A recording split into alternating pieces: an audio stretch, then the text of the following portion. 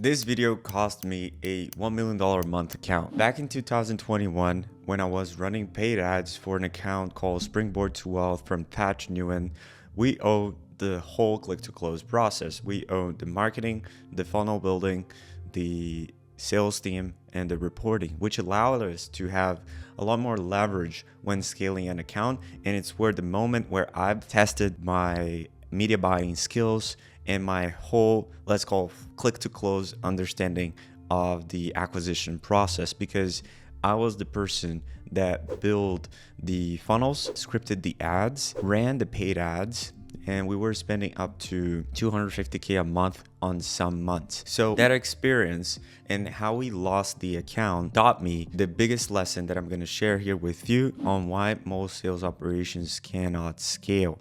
And it always goes back to the principles behind this program, which is the equation that I've shared of live data tracking, automations, smart processes, competent people, and reducing as much manual tracking and lack of systems as possible, because that's what's going to hinder your growth. And how we lost the account was pretty simple, and it's the reason why most sales operations break. So here's just an example of the overall account. So back in 2021, we were doing $1 million a month. We did $1 million a month in the last, I believe it was December. We can see that we had a pretty good return on the investment. But why didn't we continue with the account? Why did we lose the account? It's exactly what I want to share here with you. The problem was that as you're scaling a business, it requires different levels of skill sets from everybody. And sometimes the people that allow you to go from 0 to 100K or 100K to 500 or 500 to a million, they don't have the necessary skill sets nor the intention to learn those skill sets, right? And that touches in a different aspect of the operations as well, which I'll touch once I finalize the point of this video here. But essentially what happened is the sales manager that was managing the account, he was not the right person to get the account on the consistent $1 million a month and above. And the reason being is that, and the reality for the most part, is that most sales guys and sales leaders in this example, they once were great closers. They were one in the tactical. But when you become a sales leader, you have to understand more of a bigger picture, a bigger context of the operations, and they don't become good at operating a sales department. They confuse managing with motivating. How many times you've seen a sales meeting where it is essentially a attempt to replicate the Wolf of Wall Street environment, where it's just trying to fire people up, telling them they're gonna make millions of dollars, telling them that they always need to be closing. The only way out of their lives is if they close more deals, if they push harder, if they pick up the phones and dial. I mean, don't get me wrong, that part of the business, that part of the culture and the motivation, it does yield a positive result in the operations. You want that to happen to some extent, and depending on the type of buyer that you have. But you also have to consider the managerial aspect of leadership. So if you were to break down leadership in a few components, you have the accountability, you have the managerial, which is really understanding the metrics, really structuring the process, being systematic about your approach in the sales team, and the coaching, right? Where you are coaching people so they can understand that they can do more than what they believe they can. So you're instilling a positive self-fulfilling prophecy within your department and operations. And in this case, they were coaching the reps. They were firing them up. They were posting the emojis. When they made a sale, they were hitting the gong. They were yelling. They were just fired up. But that's not enough, right? You need a system. You need a predictable process to get a new hire to perform at a specific level of the operations, have a structured script, a structured format to perform the whole sales process. And in this case, If you're just firing people up, you're relying on their talent and you're also relying on their motivation. And that is the last thing we want to do. We want to coach them so they understand that motivation, it's not mandatory for them to perform. And also we're instilling the right attitude that it's coming from our culture when it comes to work ethic and things along those lines. You can really see the difference between some sales manager that all they do is fire people up and coach them on specific aspects of the sales process, and a sales manager that it's more systematic, more surgical about their approach. And in this case, we lost the account mostly because of that, because the sales manager and myself, even, like, I wasn't really that prepared to have the type of conversation that the sales manager needed to hear and really build the systems that I was sharing here with you. So goes back to explaining how much pain I've gone through to be able to figure these things out that I'm sharing here with you guys. So the outcome of confusing management with motivation and coaching, and just coaching sales reps instead of running a system, is that you get inconsistency.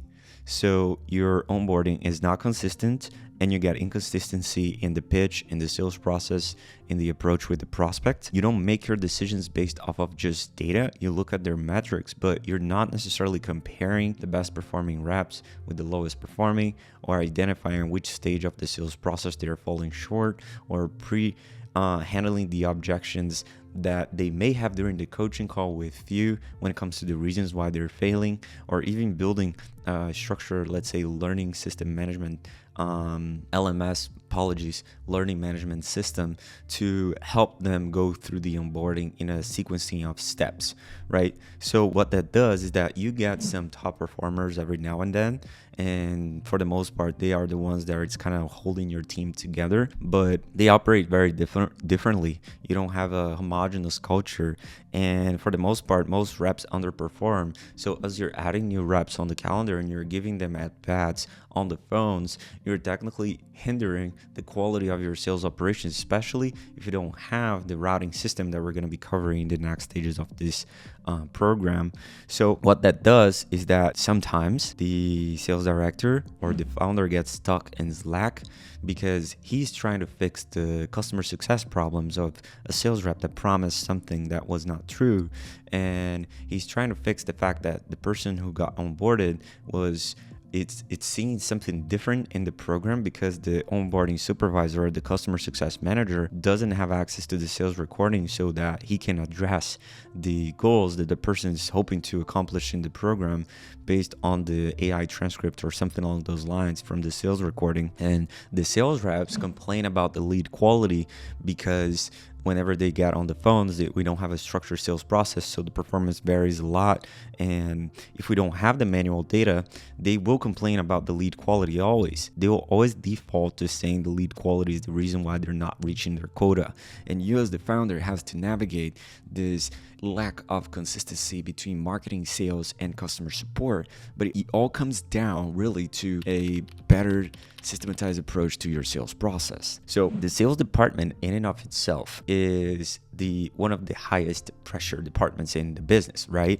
The business is sales. The reason why you advertise and you do marketing, you do content, is to generate sales. So sales, if you were to look at a company, you can think of the departments being like spheres, and then sales is the one in the middle, and then everything else is just kind of around sales, right?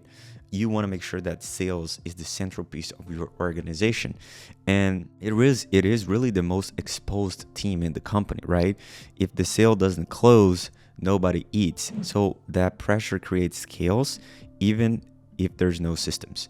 So if you have systems, you got to fight against the chaos for the most part. But if you have no systems, this pressure is going to melt your company. But when it's set up right, for the most part, we can link the marketing with the sales and help the VSL and the pre-call warm-ups, the appointment reminders, do a lot of the heavy lifting before jumping on the calls. And if we have a structured sales script, a structured process where every rep is going through the same stages of onboarding, what that will do is basically the reps will become a living VSL.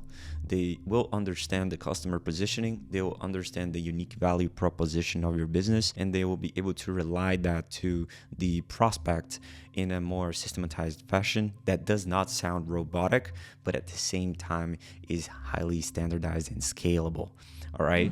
So the marketing can do 80% of the sales before a rep even gets on the call. So the fix for this is the systematic sales flywheel, which the sales must do three things well. It must convert prospects into buyers. It must give the feedback to marketing, so it improves the copy, the funnel, and the ads. The call recordings, as you will see in the next stages of this program, we're going to be inputting them into a vector database that essentially, whenever the marketing team wants to generate insights on the objections the customer are facing, the language patterns they're using, we can query this data with a chat interface, much like ChatGPT, through Slack or just through a chat embed where we're going to be sharing. And then the marketing team can understand the ICPs, so the ideal customer profile, based on the words they're speaking on the calls, and go back and refine the ads and just say, okay, these ads brought in the highest MQL leads.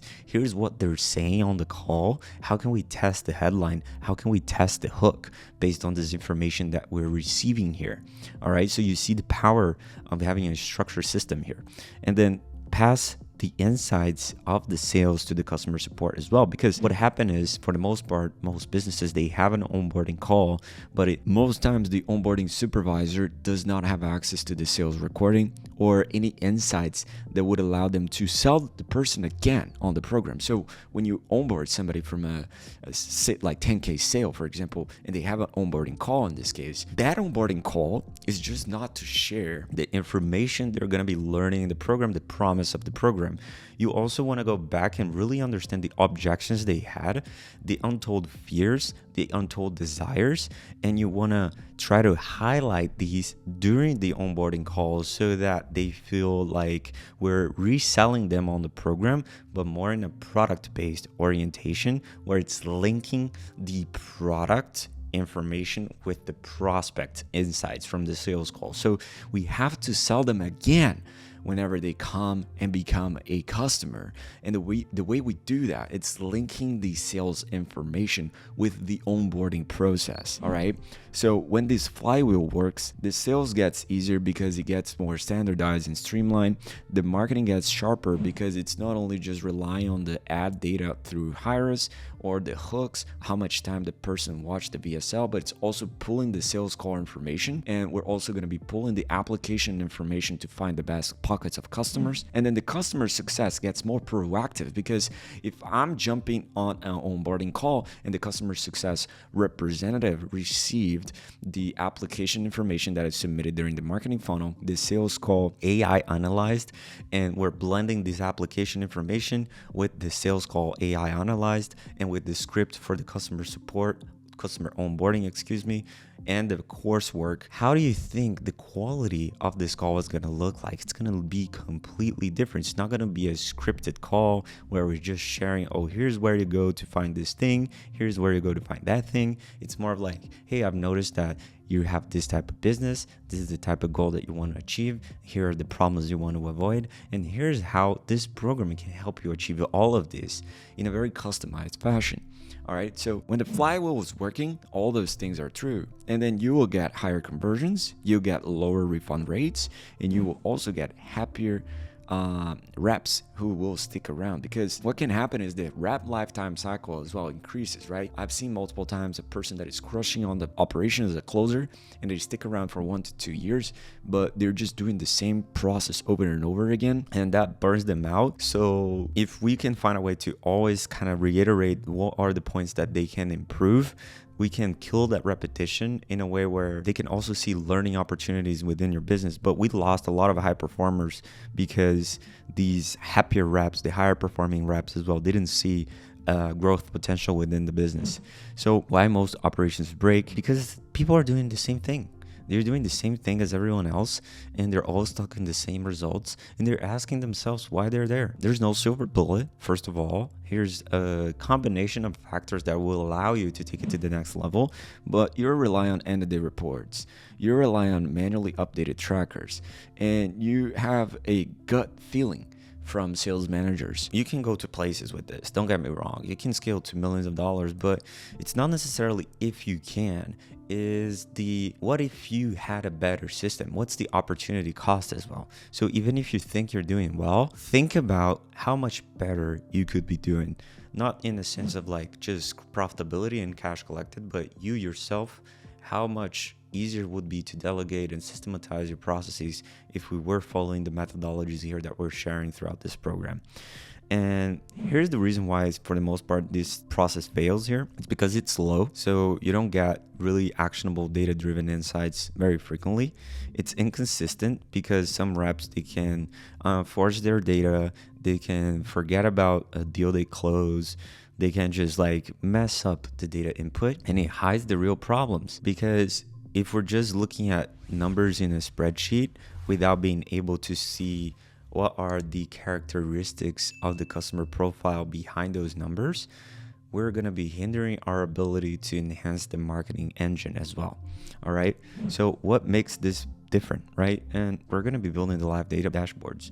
We're going to doing the automated alerts, and we're going to use the AI powered call scoring. We're going to use lead quality tracking, sales to marketing feedback loops, and closer performance systems. So we're basically attacking all those things that if I had this when I was running that $1 million a month operations in 2021, I wouldn't have likely lost the account. But that is what cost me. So as you can see, the opportunity cost, things were running quote unquote well, but it did cost millions of dollars on my bottom line by losing that account. So final words is that you're not learning to motivate reps. You're learning how to build a system that trains itself, learns from every call, and improves over time. And you're not just improving the actual sales operations, you're improving, as the title of this program is, from click to close. So from the ad to the sales and handoff to the onboarding team. All right. So I hope this clarifies a little bit more on why some of the sales operations break. And I really invite you to zoom out and don't try to label yourself as like a sales manager or a sales director, etc. If that is your role, like, of course, execute on your role, but think big picture, zoom out and understand the context of what you're doing, because that way you can also become something greater. You can become a sales architect, a scaling architect.